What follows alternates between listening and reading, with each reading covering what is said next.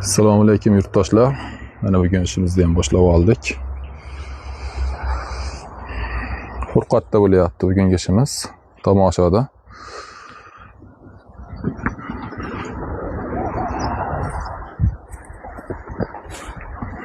Mana kovlanish jarayonlari.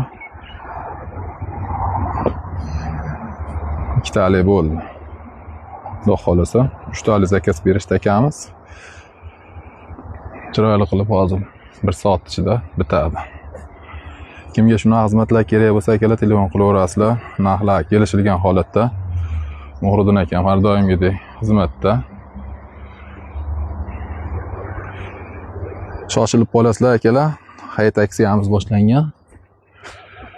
Chegirmalarimiz bor yurtdoshlarimizga. Kimga shunaqa xizmatlar kerak bo'lsa, akalar tortinmay telefon qilaverasizlar. Sog' bo'linglar, salomat bo'linglar.